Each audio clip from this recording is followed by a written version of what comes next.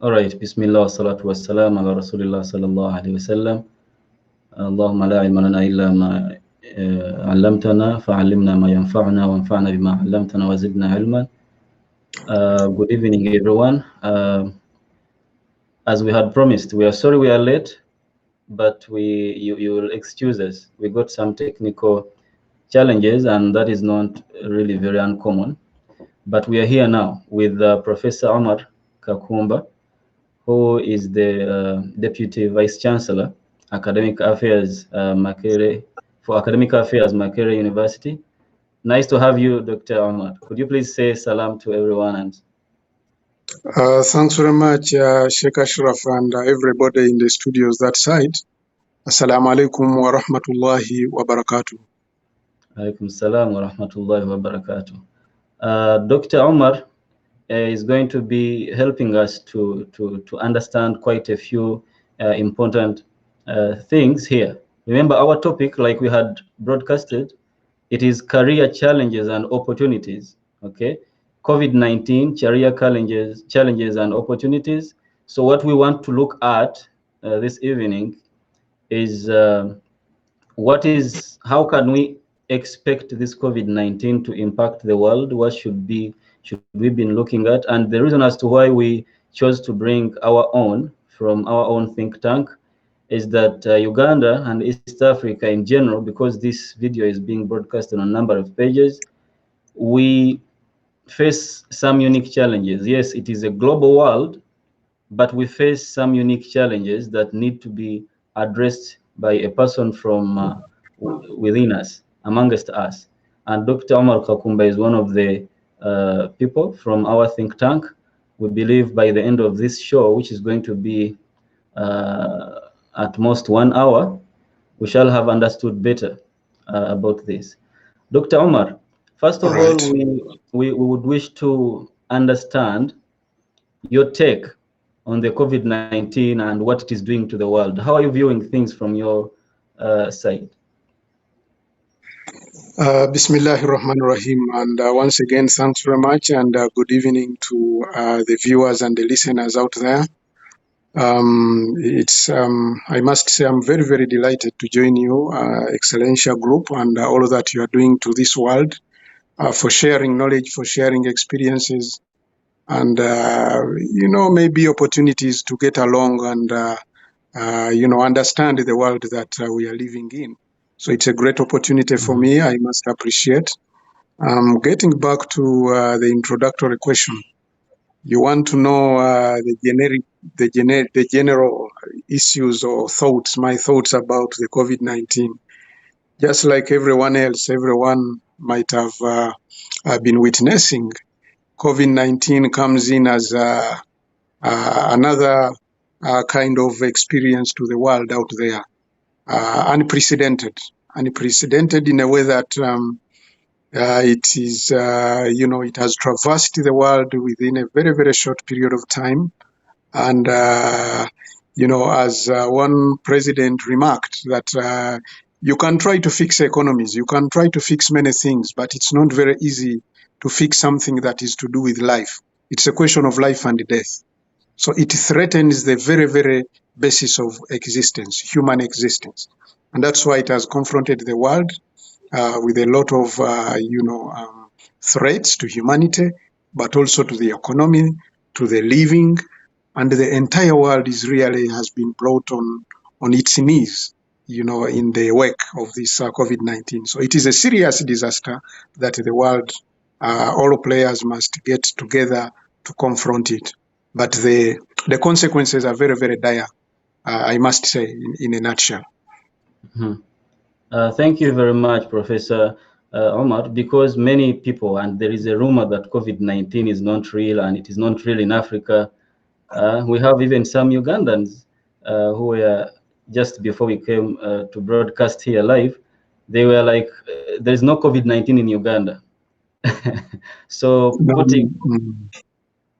Yes. No, I don't think it's really, again, whenever anything big happens, you'll always get a lot of conspiracy theories. The same happened when we were confronted in the 80s with HIV/AIDS. Many people thought it was something to do with black magic. It was to do with the juju. And many people, again, were creating a lot of stories that there are some people who had, done a lot of things or taken away some monies that were evil. And then that's how the HIV/AIDS was. So, like something that is a new experience, especially a disease that comes with, which has not been experienced before, and there is no cure, there are no vaccines, and nobody can give a complete coverage and understanding of its causes and how it destroys and affects the immune system. So those conspiracy theories are bound to occur. But true, the reality is that COVID-19 is present in Uganda. By yesterday, last evening, we had 55 cases had been infection. People had been infected, 55. The good story about Uganda is that, for the last 23 weeks or so, at least there have also been some recoveries. More than 20 people have recovered out of the 55. And that is really, that's very, and we have registered no deaths. And we continue to, the borders were locked. We went very early on the 1st of April, the first of this month. His Excellency, the President, ordered now the complete lockdown. So all governmental offices, all NGOs, with exception of essential services. So COVID-19 is a reality in Uganda. People have tested, people have given their testimonies. The only difference, and for which we pray that it continues, is that we haven't had any cases of death so far.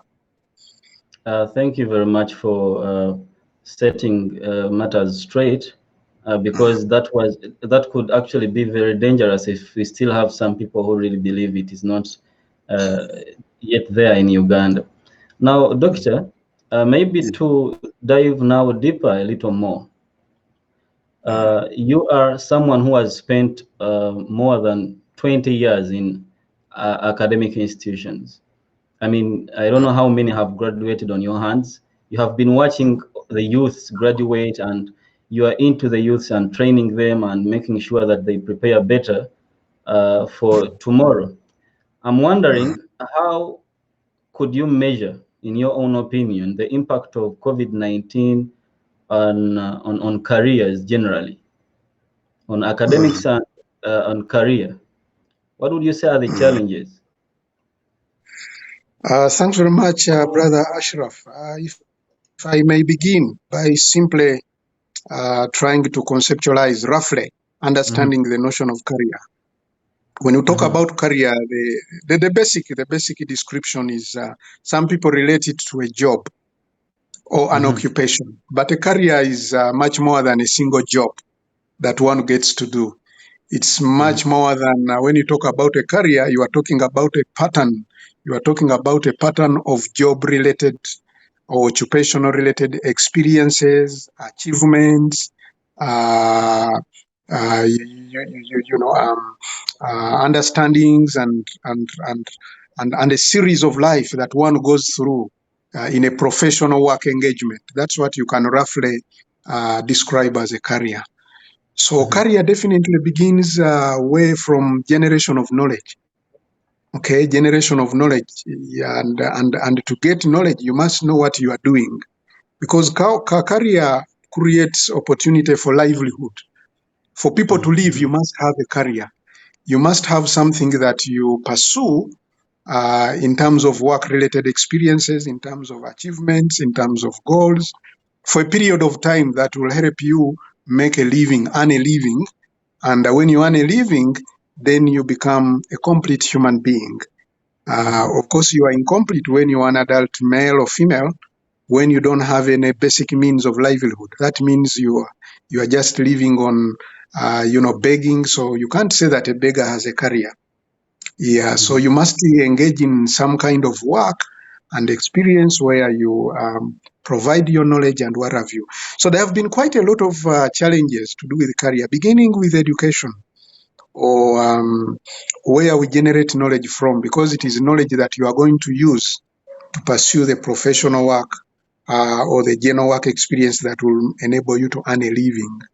So you cannot, that means that the source of generating knowledge has somehow been affected in the emergence of this COVID-19. The educational institutions are closed, like in our country, but also if you look at higher education institutions like universities and other colleges and tertiary institutions, not only in Uganda, but around the world, they have been on some kind of lockdown because largely we still have systems where people must come together to share experiences and knowledge.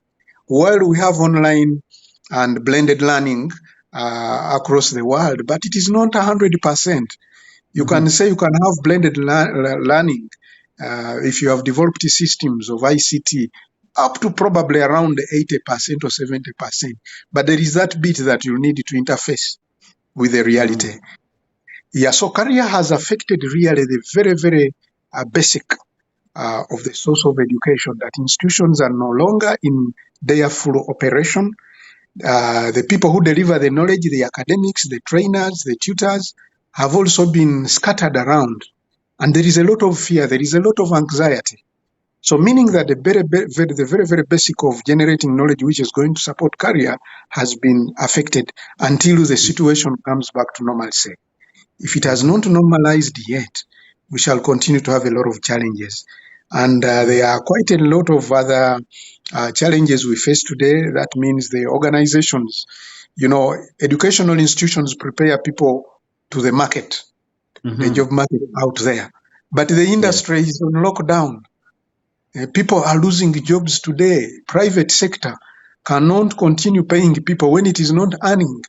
In Uganda here, we have seen many, apart from the governmental institutions that receive grants from government and budgets from the government's consolidated fund. The rest of the private sector is about value for money. It's about return on investment. When they invest in you as a worker by giving you salary, they expect you to exert effort and produce. So once you are not productive, then there is no way the industry will get money to pay you. So many of them have suspended people until such a time when normalizes. So we are saying that the very basic of career in terms of job opportunities, in terms of opportunities for employment, where people were starting to get to be trainees, those who had graduated and just been given jobs, now they are on a standstill. That means there is no renewal if a contract had ended. If a contract was continuing, that means it is on suspension because the organization is not producing. So largely that is the biggest achievement. But as we go along, we shall highlight a few other challenges that link to career. Great. I liked the fact where I actually got to understand how connected, you made clear how connected life is. I mean, if education is blocked, then the organizations will suffer and the vice versa. So it's like a cycle. And what does this do to the whole society, in your opinion? Yeah, the society, Allah subhanahu wa ta'ala, the Almighty, has really tested us. Very, very unprecedented. The people who talk about a similar or related experience is what happened in the late 19th century when they had a few other, pandemics. But of course, this is not the first pandemic. There have been pandemics. But the magnitude of the infections, how this one is transmitted, is one that makes it to be very, very, very unique. And the Almighty God has really challenged us in many ways. And the entire basis of human existence is under threat. Because apart from losing lives, apart from testing the world's strong health systems as we have known them, I studied in the UK. I got opportunity to study in the UK, but I've also visited the United States and also China. Now, these are the three countries you can talk about having the leading and very vibrant, health systems. The National Health Services in the UK is one that has a very robust health system and health service provision. They live around the facilities, the environment of care, but you also talk about the human resource capacity. But COVID-19 has also started now threatening the lives of the caregivers, the health workers. In the United States, you'll hear many nurses are really, it has really killed many caregivers, the health workers, the nurses, the medical doctors. The same happens in Europe. So meaning that those who are able to provide the health services to those who are sick or those who are infected, they are also under threat. They are under fear, meaning that they may not be able to give you 100% health care.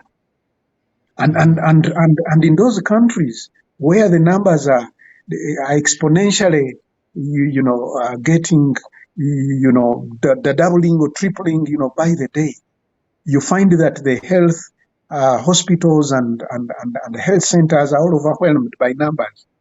The numbers of the caregivers, I have said, they are fewer than those that are infected, but also those that are ready to provide health care, they are threatened because it is claiming them.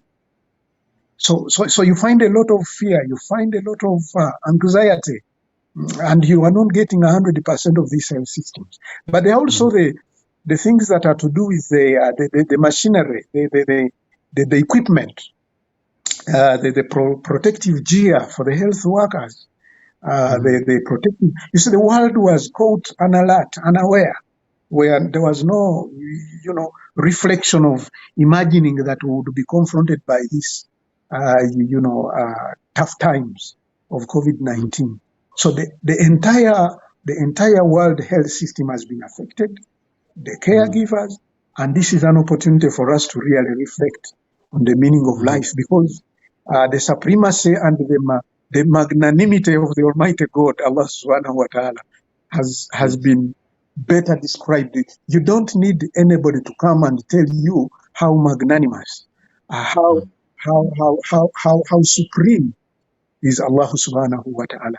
You don't need anybody to take you into that. If the whole powerful Prime Minister of the United Kingdom can go down into coma and get on intensive care support system for days and weeks, if the powerful among the top brass in government in Iran, in Spain, in France, in Italy, it has claimed lives of people whom you thought are powerful. They had a lot of money. Okay, today if you have billions of money and you want to access health care, the best health care in the world, first of all, there are no planes to take you there. Because there are lockdowns, the planes, they cannot fly. All of the experts are down, everything is grounded. So the world cannot move.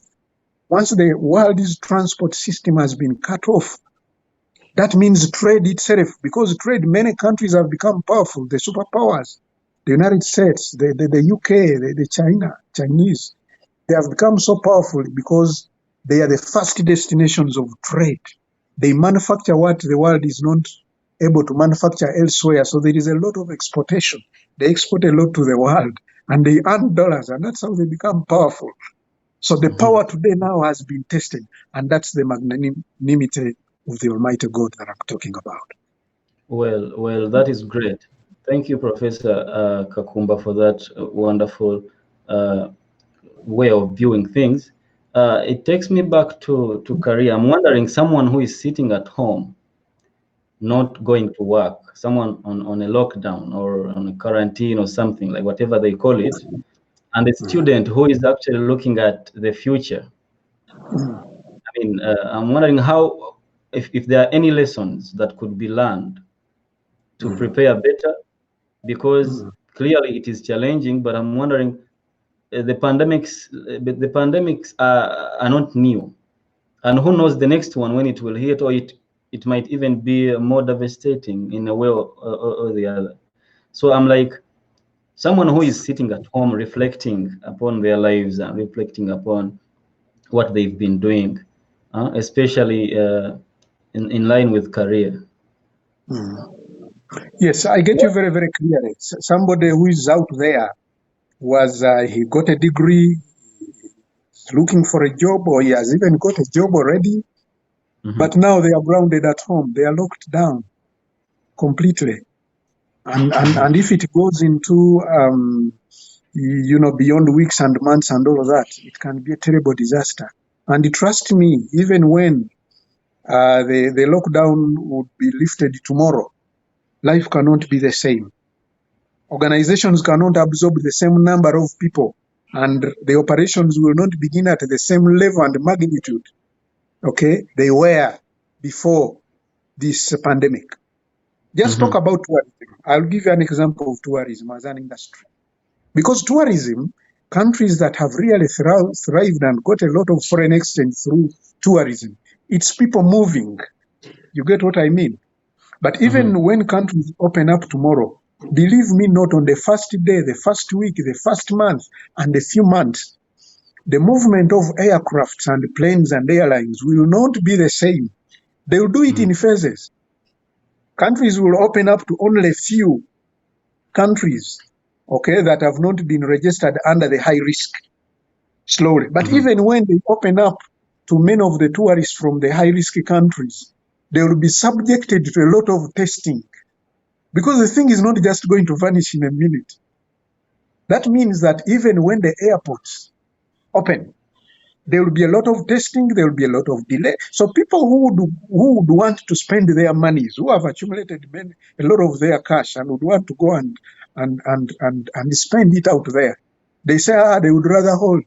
So the entire tourism sector across the spectrum, across the world, is going to be hit. I'm just giving that example. I'm not digressing. I'm trying to get back to your question. For a young man, young woman who is looking up for opportunity to work, what are the expectations? What lessons? So look at this industry. Now, to that young man, first of all, the opportunities have been terribly affected. Opportunities of work, opportunities of education. Many people who had got scholarship to go to the United States, to go to the UK, to go out there in Australia and the Scandinavia. Now those scholarships are affected. Just yesterday, we have a memorandum of understanding as Makerere University with the University of Arizona. Now they are saying, well, we have many registered students. Can they conduct, when you open, can they conduct their lessons at Makerere, their lectures at Makerere, and then for 1 year? We are now renewing our MOU with Arizona University, such that now students who are meant to go to attend classes and in Arizona University and many universities in the United States, they say, can we continue? But when we can be receiving their tuition and training through Makerere University. So we are being, contacted by other universities, okay, with whom we have MOAs and MOUs, such that we can provide this service. Meaning that traveling and movement for education is also going to be affected, even when you have a scholarship or even when you have money, because it will not be very, very safe and freely. One cannot move freely. So going back to the lessons, what are the lessons? Today, the lessons for a young man, but also the middle career people alike.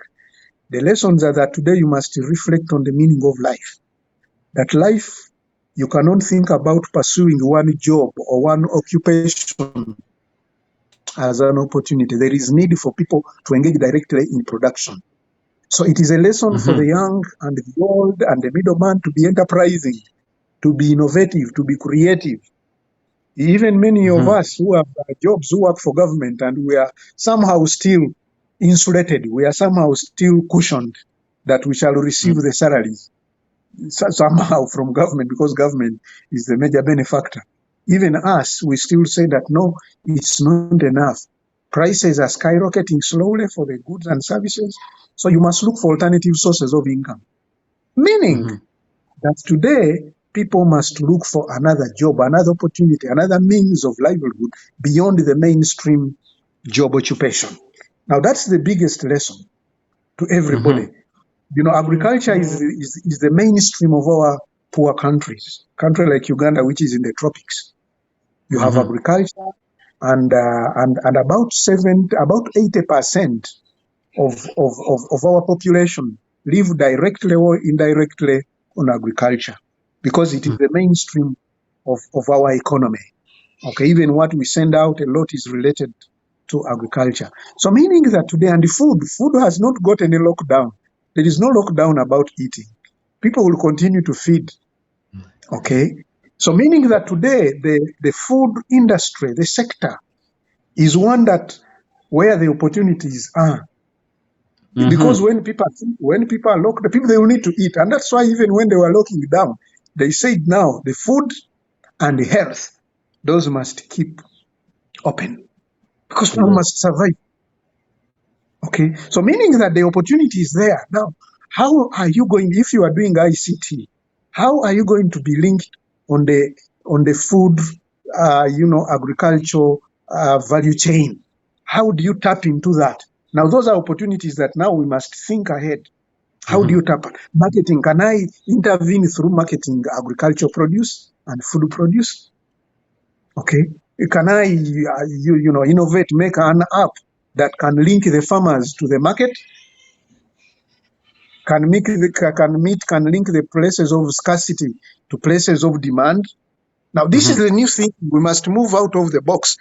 So the biggest lesson for young men and women and middle career is that today we must try to tap into the sector of agriculture, but also the sector of manufacturing. Manufacturing is in our poor countries is also going to blossom, is going to get more opportunities. Now, those are the opportunities. While there are challenges, there are opportunities.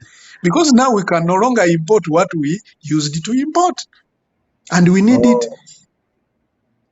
Okay. Now, Ugandan factories and companies have started, these masks you are talking about for the health services, the masks, the ventilators, Makerere University is combining with other collaborators locally, with the Chira Motors. Chira Motors came from Chira EV, the innovation of Makerere University and Uganda. They are going to manufacture even ventilators that support the sick people when they are inhaling, when people are inhaling. Okay, so we'd want to make the ventilators, even these tents for isolating the patients, because if the scourge, if COVID-19 came, reared its ugly head on our country, we must start preparing, because the hospitals, the buildings are not enough, and you can't mix with other patients because there is a lot of fear. So there are these tents, epi-tents that Makerere has innovated. Again, they are going to be produced here by manufacturers. The Ames company called NEC is now has started producing those tents, which have been innovated by Makerere researchers. So what it means to say is that there are opportunities in the manufacturing industry, in the value addition, these things like tomato sauce, which we import, things like cowboy, like butter, those that are imported. We have a lot of milk in Western Uganda. Now, people are thinking, how do you add value to the milk? Because the transportation for milk is a bit problematic. But you have a lot of milk, because Uganda is a livestock and agricultural country. So meaning that people are going to start adding a lot of value. Tomatoes, they are in the gardens. How do you make tomato sauce and add value? So the processing industry, there is a lot of thinking. And government itself is also pumping. Now it has earmarked. Parliament adjusted this budget for next financial year. A lot of money is going to be pumped under the Uganda Development Bank, UDB, but also under the to try under the UDC, the Uganda Development Corporation, to extend loan opportunities, governmental facilities, financing to finance the industry that is going to be engaged into manufacturing and what have you. So I see an opportunity amidst all of this, quagmire of COVID-19. There are opportunities for the poor countries now to start and think beyond importation. The traders are going, the manufacturers. If we are to import, we shall import maybe the machinery. Yes. But there are a lot of, and maybe there's some basic raw materials for manufacturing locally. So in terms of career, now the industry is an opportunity, but also the agricultural sector and manufacturing. Those are opportunities for career, opportunities for young people. Great. Wonderful. I wish to remind everyone that we are talking about COVID-19 career challenges and opportunities with Professor Dr. Umar Kakumba, the Deputy Vice Chancellor for Academic Affairs, Makerere University, and feel free to interact and ask your questions. Professor, people here on our pages are used to asking, so we should be expecting a few questions from them. Already we have a number of them viewing and they are saying salam. I see Sheikh Mohsen is saying, I love what I'm hearing here. Thank you, Professor. We have Hajat Mariam. Walaikum salam wa rahmatullahi wa barakatuh. She's watching from Canada. We are having quite a number of people, Masika, Hawa, and let me look for a few questions from them and then we can proceed. All right. Hajat Mariam is saying, I did comfortably listen to the important info. Thank you, Hajat Mariam. That's great. Okay, people are really grateful for the topic. And it is true, some people are agreeing with you, agriculture is booming. And they agree with you on that analysis, Professor, that agriculture has been something we need to do that. There is someone here, Dania. We already have a marketplace for farmers. I don't know what's that. What's your take on that? If do you think you can understand what she was trying to say? Because I believe the market is very important. If we're encouraging agriculture, do we have the market? Yes, the answer is yes and no. But largely it is yes. If it is on a continuum of 100%, it is bending beyond 50%, beyond halfway. In terms of the affirmative, it is yes. The market is yes because the entire region, especially agriculture, if you are talking about the food crops, okay, and also you are talking about livestock, okay, in terms of the meat, in terms of the the milk and other products that come from agriculture. So the entire region, with the food, is basically the fear of the food getting perishable. These are perishable products. That means that's where now the value addition becomes very, very important. That once you have the processing industry that can sustain some of the produce to keep it for a longer time, okay, and also the storage now. Those have been our challenges. That a lot of produce would go to waste, and a lot of it would get rotten. The maize. Today you went the maize, but now what government needs to do, and indeed there are greater indications that you can be able to protect and preserve these agricultural produce. Now, once you can preserve the products and add value on them locally processed, the market is all there. You can actually even control it. If there is a lot of excess supply, then you withhold some of it and then wait to the other countries and then negotiate contracts and then be able to move it where it than where the just imagine if thousands of of tons of bananas would be produced in a single day or in a single week. I mean, what is the available market in Uganda to consume it? Because a lot of it will get rotten. But if you have developed systems, okay, that's where now the manufacturers, the engineers, now must also tap into that agriculture sector. Can we innovate certain kind of machinery that can preserve, that can change these products into, something else or finished products? So the whole issue is about value addition in terms of agricultural industrial processing. And once you do that, then the issue of the market cannot even arise anytime. That means you can withhold what you have in surplus and then look for the market or within the country, within the region, and across the world, the globe, and then negotiate and then be able to supply them at a time when it is needed, because you don't have to get worried about an agricultural produce going bad. So I think that is where it is. So the market will always be there for food and even for other products, by the way, a lot of other products, because through agriculture, you are also able to get from the agricultural, leftovers. They also, like the peelings, for example, the peelings are used to create energy.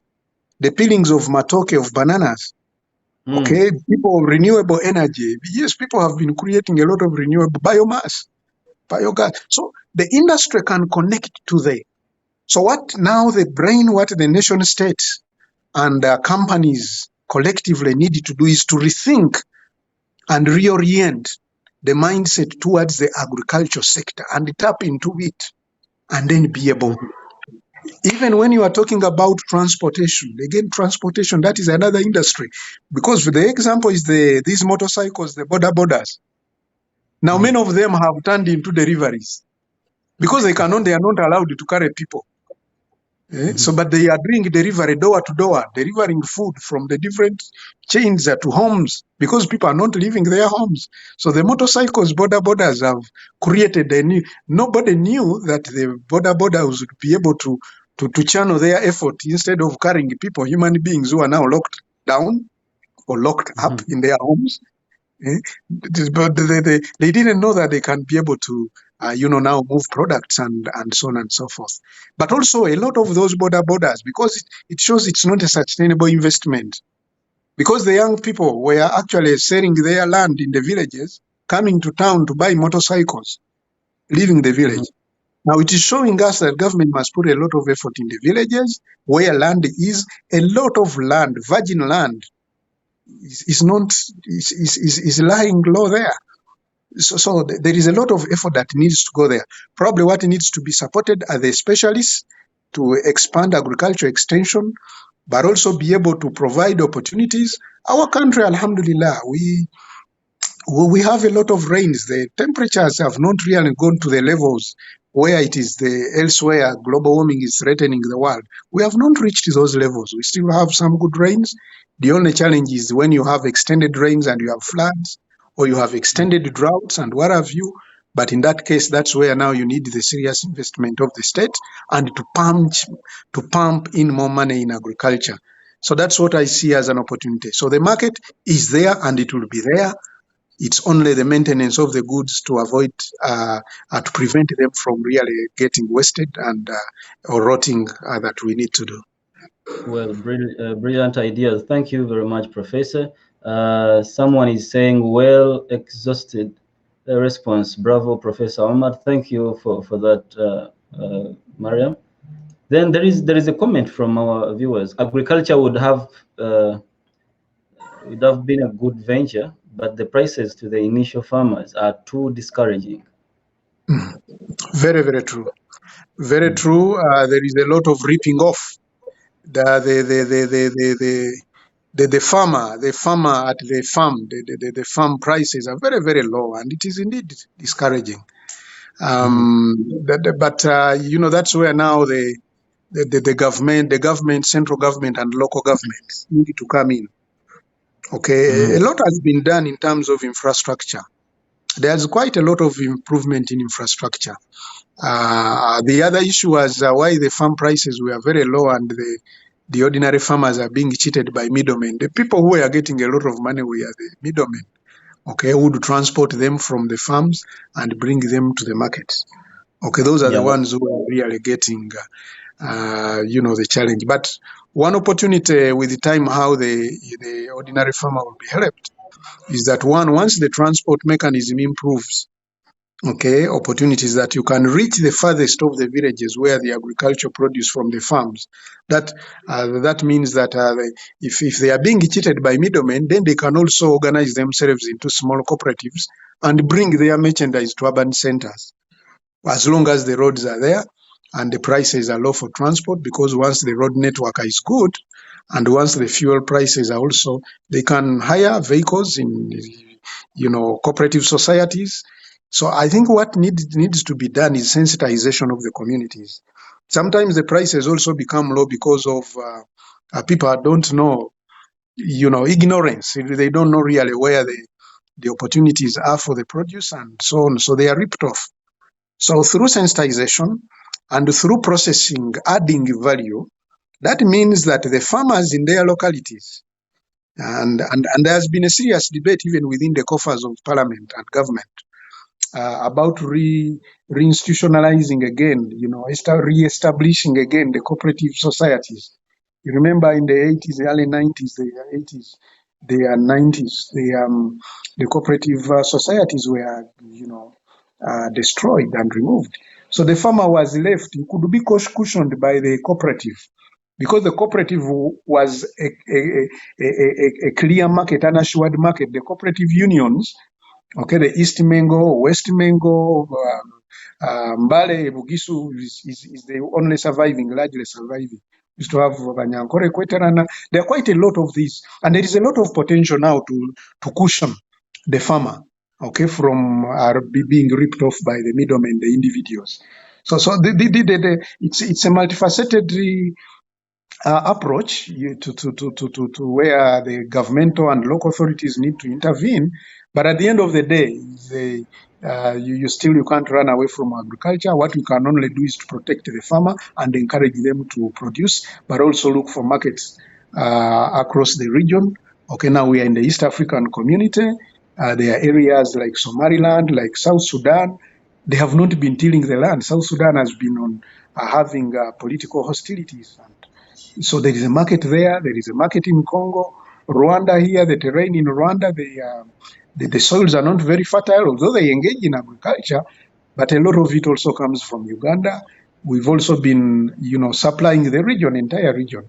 So it's just the state operative, the state system that should be able to support really the farmer, but the market is there.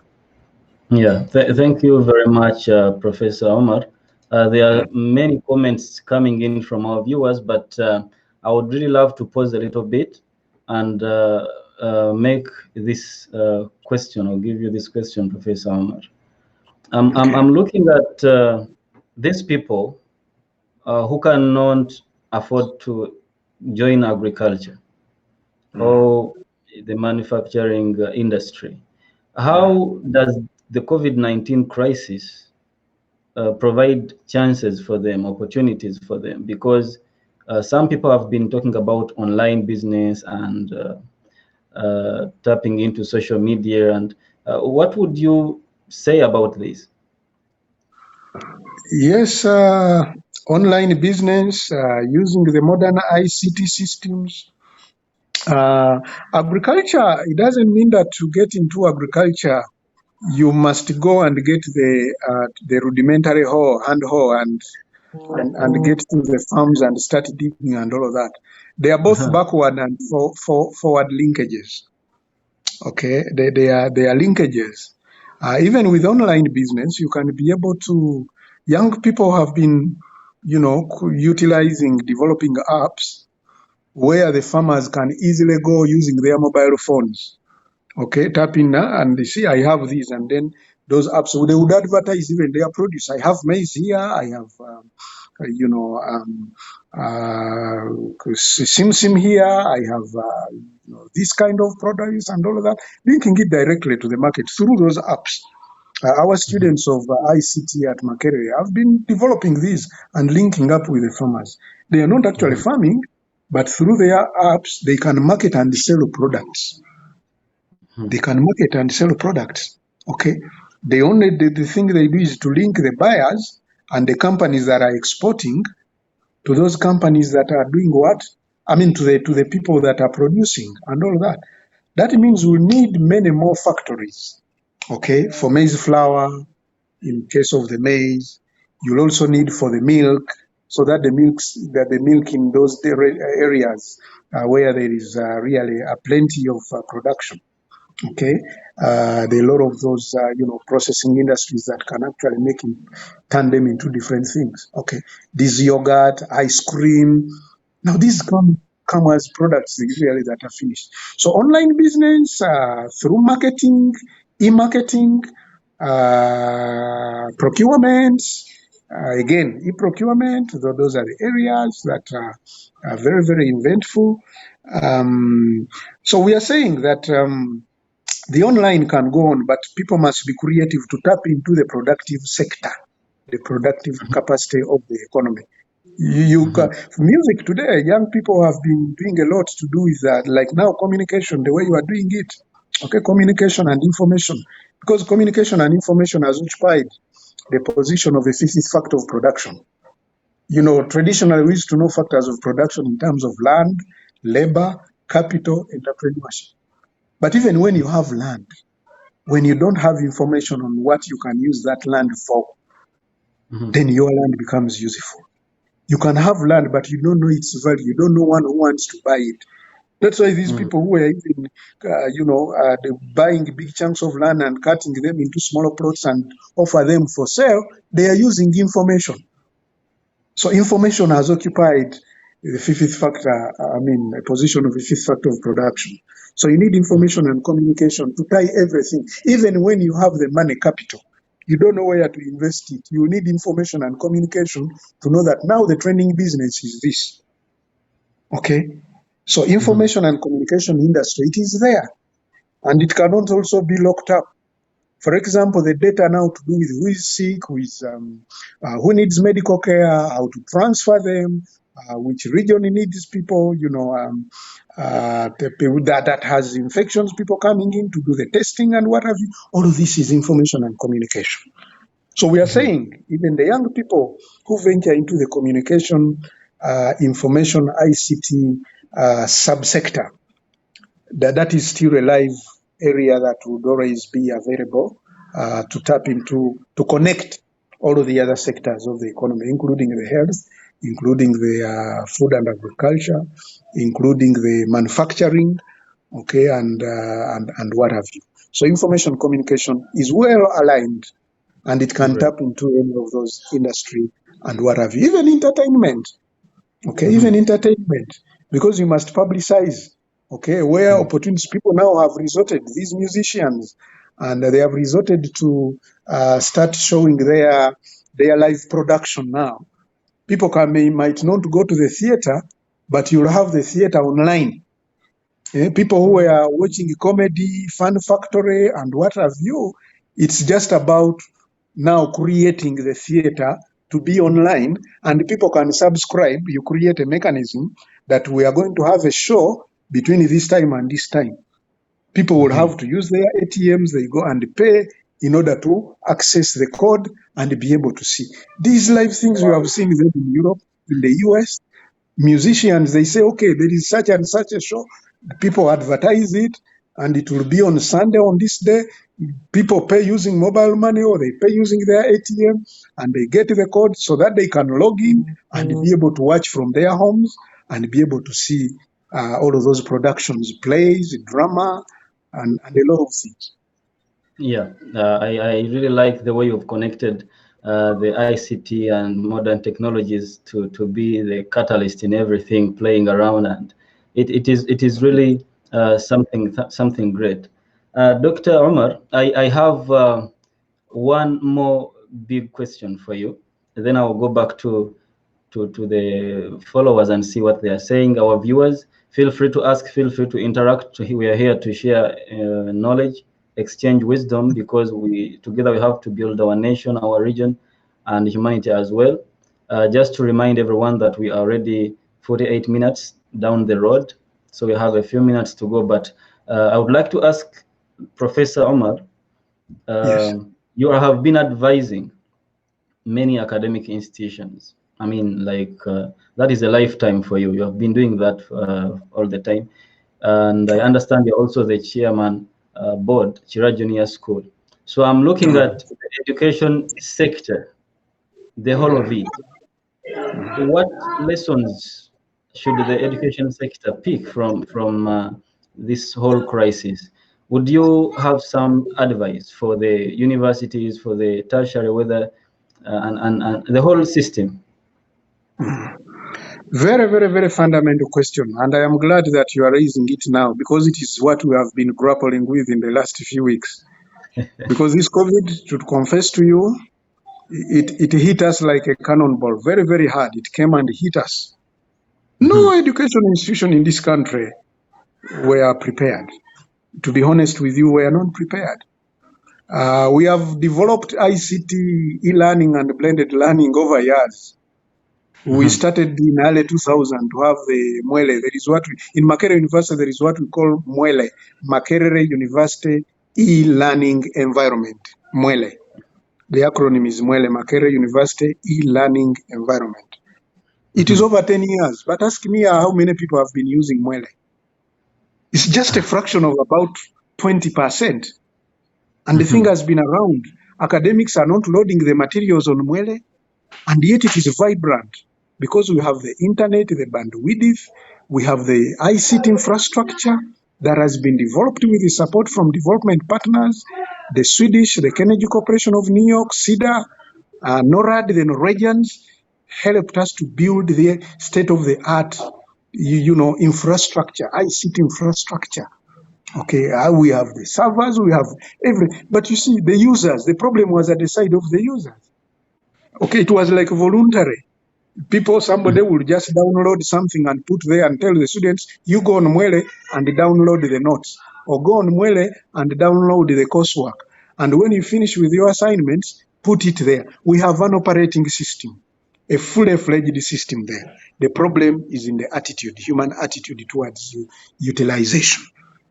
Now, this one is giving us, the question you're asking is important. What are the lessons for education institutions? Charity begins at home. For Makerere, we have now agreed. Right now, I have been coordinating meetings in my docket of academic affairs as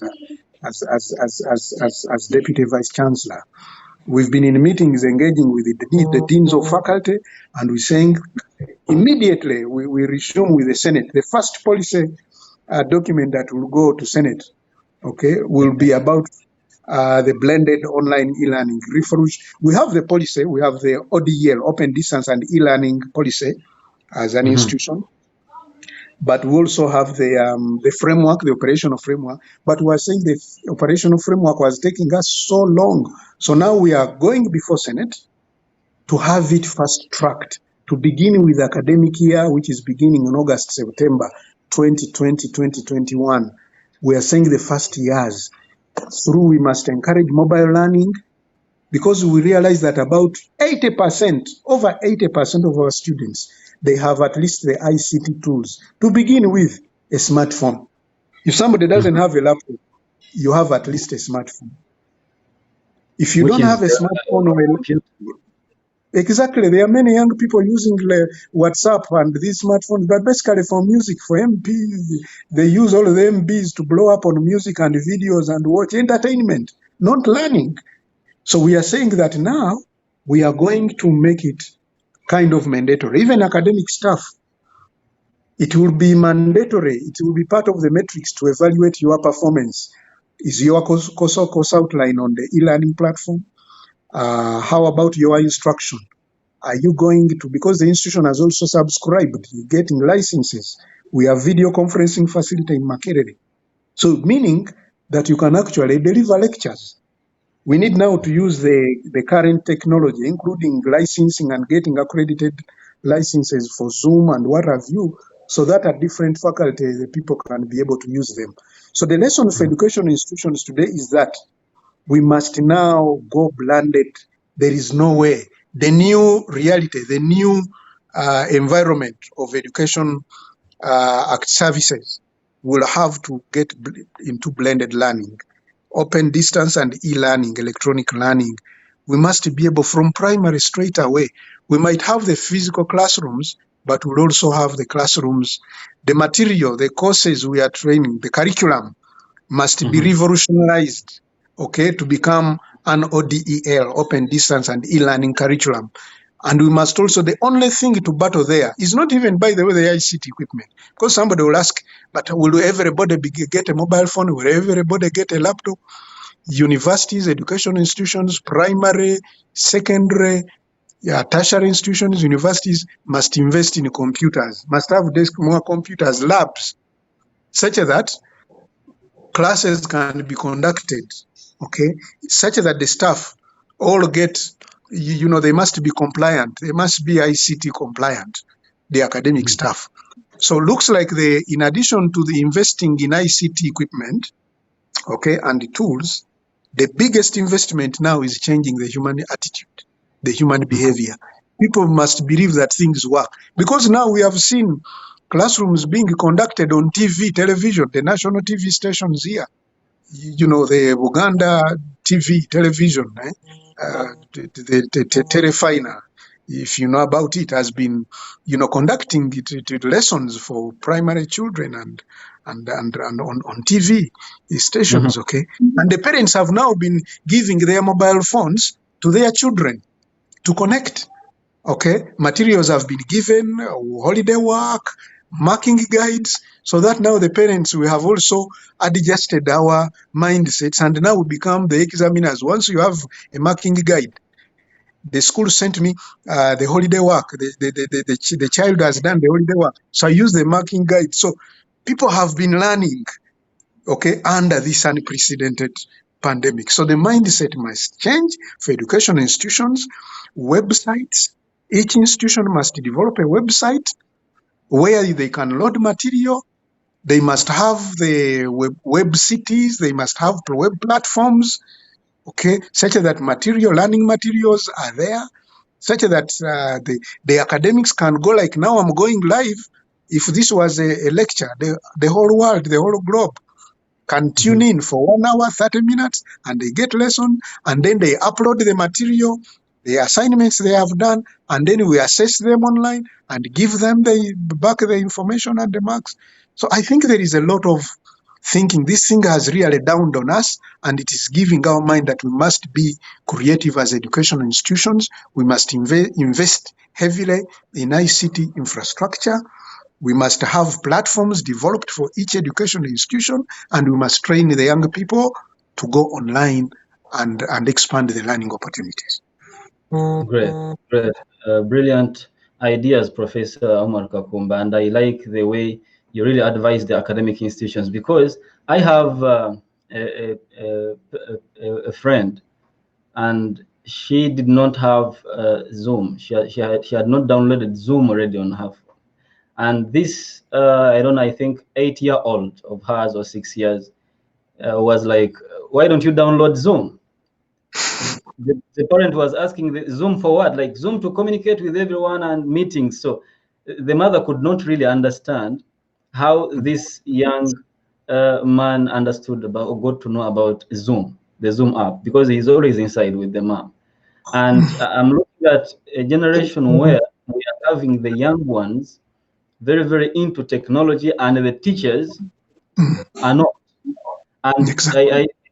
such a mindset and such an attitude is going to be a problem for us to be able to nurture these ones and guide them on how to use the internet. Because if the young person knows how to use Zoom and the teacher has not yet downloaded and they do not even know anything about it or anything close to Zoom, I think we are having a big challenge here, Professor. Yeah, And sure. I really hope that those concerned have received the message. No, it is very, Well, very simple. If I may chip in there, it is very simple. What the educational institutions and other organizations need to do is to put your ICT compliance utilization as part of the metrics to evaluate your performance. Simply that. You must demonstrate your presence online is going to be a mechanism of evaluating your performance. It will carry probably a certain percentage. So what is your presence there? That means even when we are renewing your contract, if your contract is a 1 year, we must force you to go and understand. But to force you to do that, because we said that now the way we can only consider renewal of your contract, part of the evaluation metrics will be to see how much are you integrating what you do, your work into the information and communication technologies as an employee of the organization. If you are a teacher, you are an academic, I'm sure that one will be. It's like with us universities. We said that to promote you from a lecturer to a senior lecturer, or from a senior lecturer to associate professor, you must publish. Not just publishing anything, it must be publishing articles in internationally recognized peer-reviewed journals, or you must write textbooks. You don't know how much people have gone to get promoted. People have gone to the full length of producing papers in world-class journals, highly revered journals across the world. From Makerere, and that's one area, that's one secret how a university like Makerere has managed to consistently get ranked among the top universities in the world. Why? Because the academic staff research, and they also disseminate the knowledge through those published articles in the international journals. But we put it as a metric. The catch was that to promote you, you must publish not just about I got my PhD and all of that, then I'm waiting for years to get promoted. You must publish. You must also supervise graduate students, masters and PhDs to completion. Even if you have 100 publications, research articles in the world, but you have not mentored and you have not supervised a student to graduate at master's or PhD, you can't get promoted. Now, that is the catch.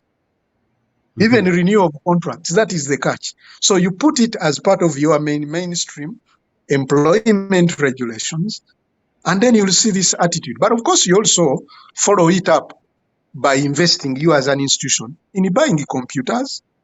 You might not buy a laptop at a single go, but buy at least desktop computers, have laboratories. The staff should be trained from the primary, because for the younger generation, you don't have to fight. This is their thing.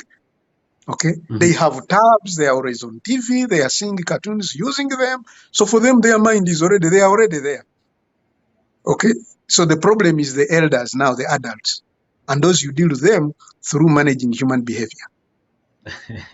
Thank you very much. That was wonderful.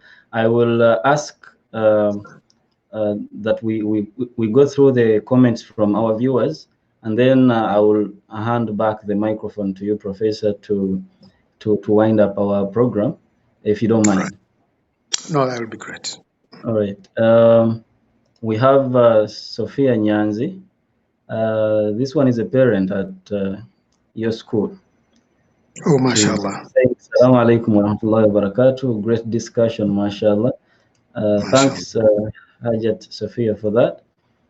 And let me see.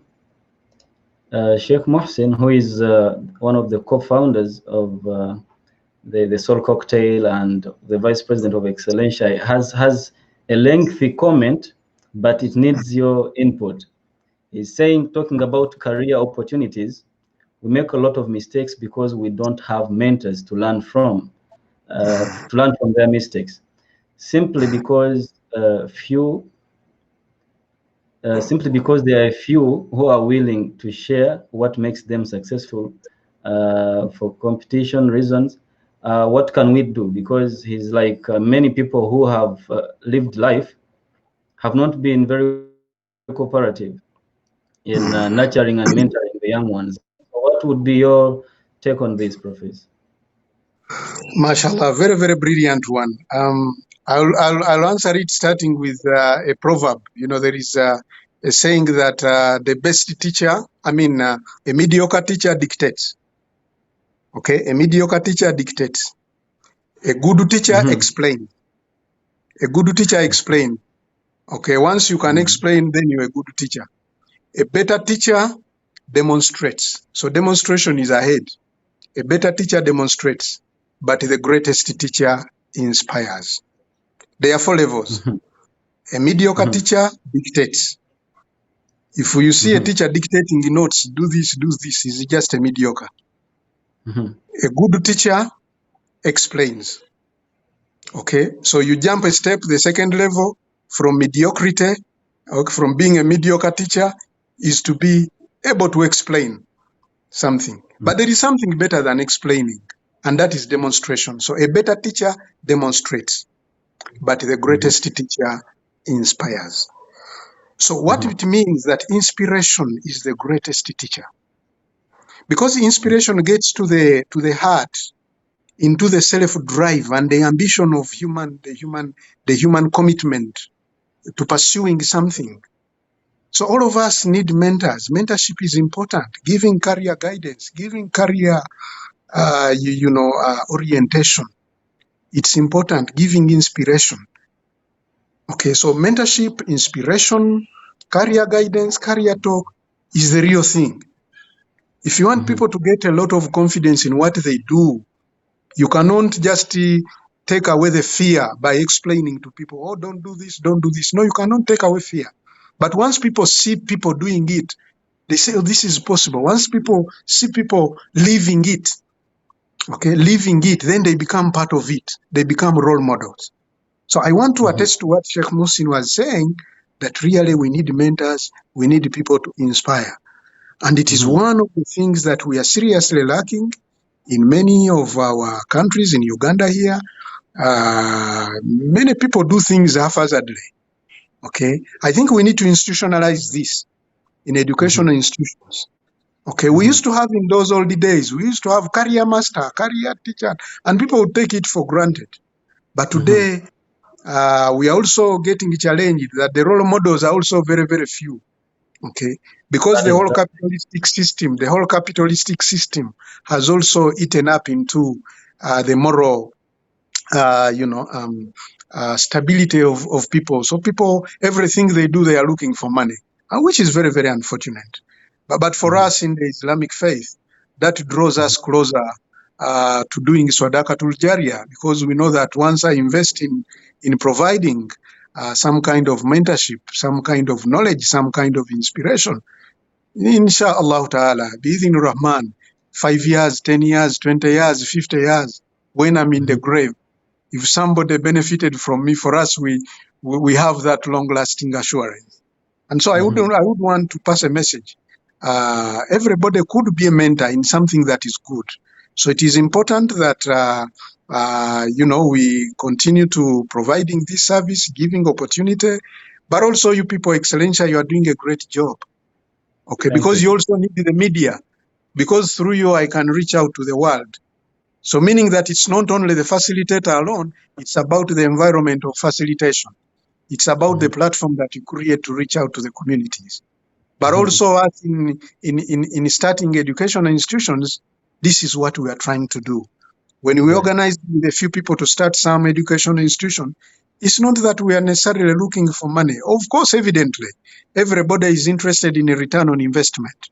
But the whole ideal is that you give opportunity to give others to see that if one can leave a university, I could have built houses in the little contribution I have made, apartments, and I have tenants to give me money. But that can only benefit myself, and it can only benefit my family, but not the world out there.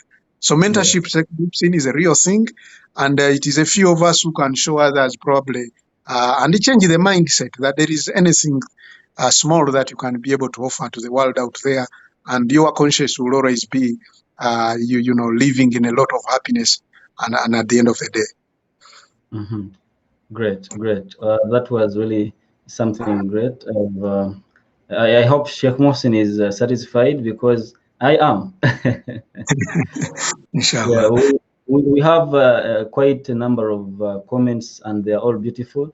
There is Sister Afan is saying some of the career challenges and opportunities are having a difficult relationship with your boss or manager, a co-worker who steals your thunder, working in a role that you feel is not in line with your talents. I think she was trying to outline some of the career challenges in general, Sure. and thanks for that contribution. There is Zuleika. Now those schools that can't afford the ICT, they are not left backwards. Are we not leaving behind some schools that can't afford the ICT gadgets and everything? Well, affordability is in the mind. Again, that is part of the mind. Of course, I know there are schools, especially very, very rural areas. Some of them don't have even the basics of the buildings. Okay, the children are studying in makeshift, okay, papyrus, or they put up something like they draw the poles, and then they cover on with a tarpaulin, and that is a classroom. And we know the children who are also studying in under the mango tree shades. We are alive to all of those realities. But should we wait for everything, everybody? Because it's a question. It's a question of, should we wait, even those who can afford to sit down and wait? The answer is no, you can't afford to wait. There used to be, a popular, saying that, should we wait for Karamoja to develop? With others said, of course, the challenge you'll have is you'll have a dichotomy of learners, but you never know. Allah subhanahu wa ta'ala is the most beneficent. Those who really, the people you might think that they grew up, they studied under the mango tree, under the shade where there were no classrooms on the blackboard, they knew and think. Today, from those conditions and through education, they have become people occupying spaces and positions of stature in many leading institutions today. When you invite me on another day, I'll tell you the people who had very humble backgrounds and today have come up to occupy positions of work. So you have to start from somewhere. But that is not to say that everybody can come on the bandwagon. No, we should start. Maybe the impressions will be created there, and slowly government. It's about prioritizing resources.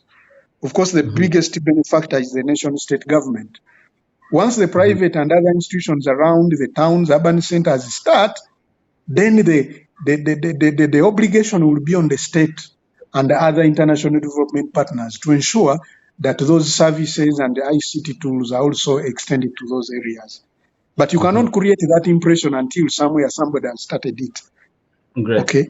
Today we started with a network. Nobody knew that anybody in the deepest of the villages can have a mobile phone and be able to talk to somebody in Europe, sending an SMS. We used to have these telephones which would be connected by a live wire. A wire connects to your telephone in the house, it goes on the pole outside, and it runs hundreds and thousands of miles. Yeah. Okay, if they can knock to one of the poles and the line is broken, then you wouldn't communicate. Today, you just type on your screen on a phone and send this message into the cyberspace, and in seconds, somebody in Canada, in Australia, they have received they are reading the text, but that mobile phone is not connected to anything.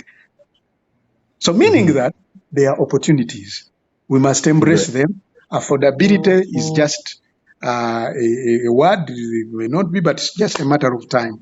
And I agree entirely with the ideas that were shared by Afan on the issue of co-workers and the boss. The boss really can be a disincentive to mentorship, really, especially if it does not buy. You can frustrate you is enough. Is enough, really, and even the co-workers. But then it starts career growth and opportunities, and human development begins with the individual. You must develop a committed, even when you go through under frustrations. You must say that even among the trials and tribulations, I will make it. Once you have that in your heart, I will do it. As long as it is good, I'll make it. I'll persevere. Now, that perseverance is what has changed things in many people who have gone through frustrations, either at workplace, either at home, either at schools. Through determination and commitment, people have been able to achieve in life. Great. Well, thank you very much. Our time is down. We're done, and I believe many people are going for Maghreb in Uganda and East Africa in general. So I would save some comments, but we shall come back to them and respond. I will ask the professor, inshallah, to find time and address the comments.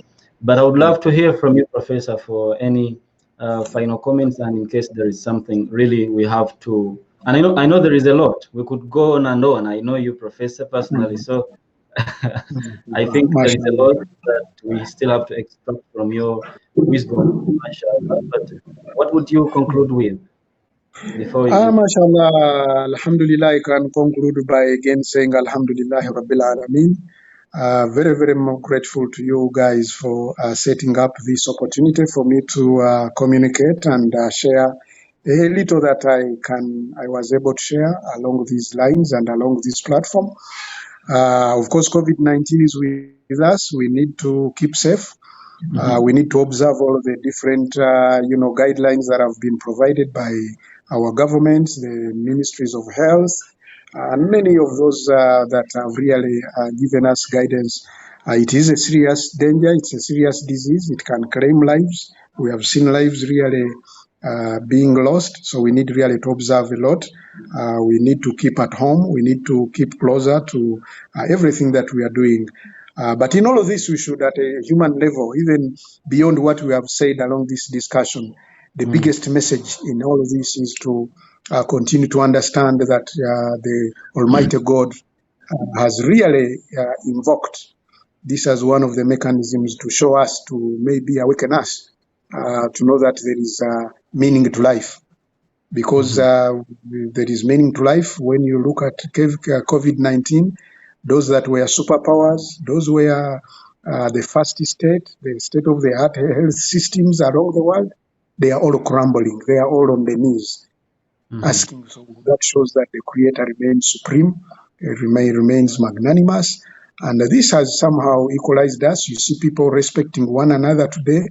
Superpowers, countries are knowing that no, they are reaching out to all the other ones that could be able to give help, and there will be also opportunities, because now the whole world has been depleted, especially with the professionals in healthcare systems. There will be a big demand for nurses, health workers in Europe, in the United States, and everywhere. These people don't want to study those things. So our poor countries should now energize in training more health workers, because from now onwards, the world will really need that. But it was a great opportunity for me to share with you. And thanks so much. May Allah subhanahu wa ta'ala reward you abundantly. And I appreciate all the moments and the comments that people have made. And Bidin Rahman, let's continue to pray to Allah subhanahu wa ta'ala so that He can lighten the burden that we are really carrying in these tough times of COVID-19. Thank you very much. Well, thank you very much, Professor. We are really grateful to have hosted you, and I believe everyone, I can see from the comments, this is very, very important. People are sending you thanks from Mildin, thanks from Wajih. There are many students of yours, I believe, and people think this was wonderful. So I would love to, before we close, to ask on their behalf. We understand you're a very busy person, Professor, and it was very hard to get you. But would you mind having you again next time, inshallah? Oh, that goes without any doubt that Bidin Rahman, once the good Lord continues to lend me life, and wherever there is flexibility, I will be glad to come back and share the little that we can be able to share. So the answer is definitely yes, and I'll be very, very glad at another opportune moment, given the time and circumstances. Bidin Rahman.